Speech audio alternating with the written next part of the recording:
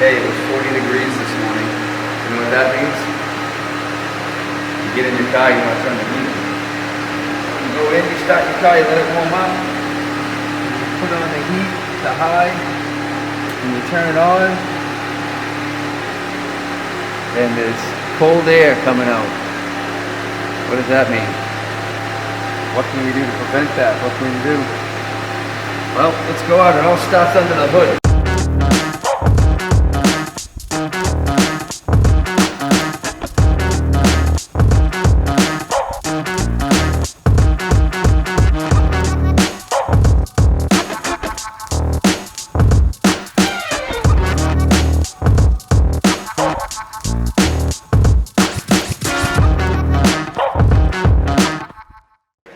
This is where it all happens. Ryan, how do you get heat? I don't know. He doesn't know. So this is where it all begins, guys. So there's a engine here, right? Why do you have to wait for the engine to warm up in order to get heat? Well, the engine, because it has all cylinders exploding every couple of seconds, right? Creates heat, and that heat heats up the engine block, and if the engine block gets too hot, it overheats the engine. So how do we cool the engine? We use a cooling system. Kind of the opposite of what you think when you need heat. You need a cooling system. So the cooling system has antifreeze, or as we call it, coolant, which is basically ethylene glycol mixed with water. And that mix is pretty specific.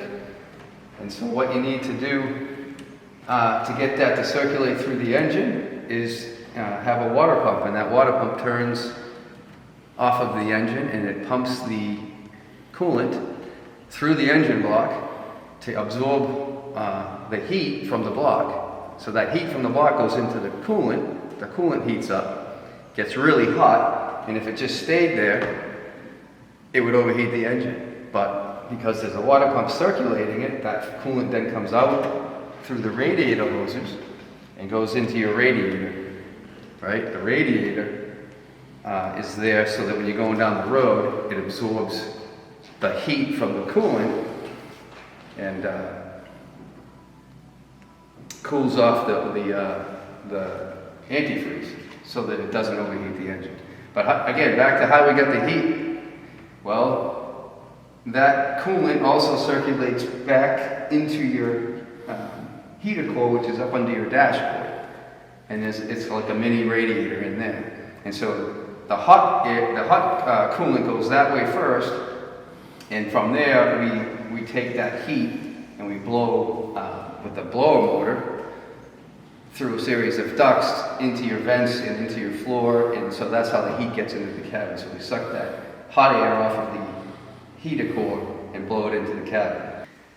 Okay, so the radiator hoses is what the water pump is able to circulate it from the engine block through to the radiator, and then up, where it cools the antifreeze, and then the antifreeze goes out through the bottom radiator hose back into the engine block. And so there's also a series of hoses that goes to your heater core in your cabin, in order to get your heat. Those hoses are rubber, and rubber in New England is life expectancy is about 6 years. And if you don't change your coolant frequently enough and you let it get corrosive, those radiator hoses, they start to get eaten away from the inside out. So you really can't see it from the outside. But a good rule of thumb in New England, even if you're taking care of your fluid, is to get these changed when you're doing your cooling system, especially if they're 6 years old or more. That's one of the most reported breakdown causes on the roads today, besides tires, radiator hoses that let go, the engine will overheat and you're stuck on the side of the road. So it's good, cheap insurance to have a professional take care of those while you're getting your cooling system serviced. It saves you labor because you're going to have some of the system apart, and it's better to do it then. All right, so the engine coolant, which we commonly refer to as antifreeze, because in the winter when it's really cold, we don't want it to freeze because that will freeze your block and you'll need a new engine. So why we call it antifreeze is because it's got a specific freeze point, and you want to have that tested once a year to make sure that the freeze point is good. And especially if you don't change it often enough, like we recommend every 2 years, and if somebody added water to the system or ethylene glycol or antifreeze to the system, that can throw off the balance of the mix that's supposed to be in there.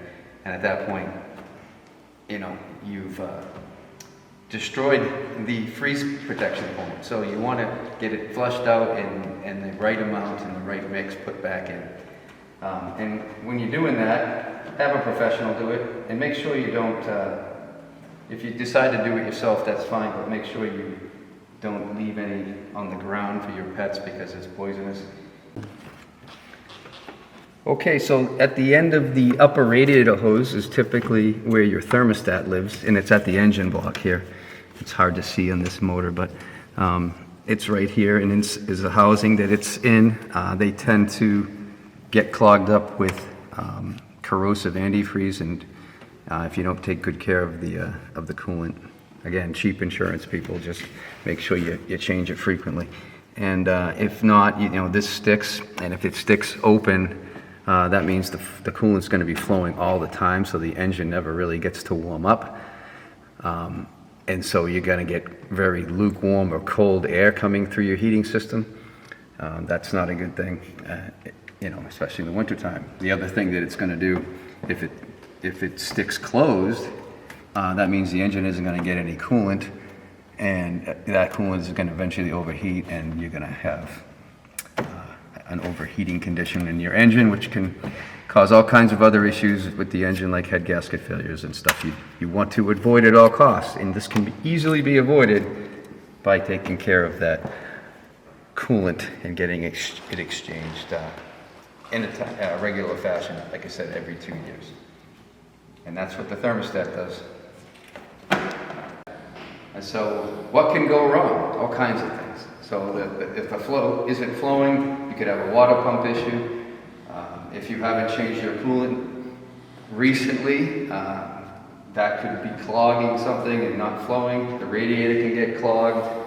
Lots of things can get clogged. So what you want to do is make sure that you have fresh radiator fluid or coolant.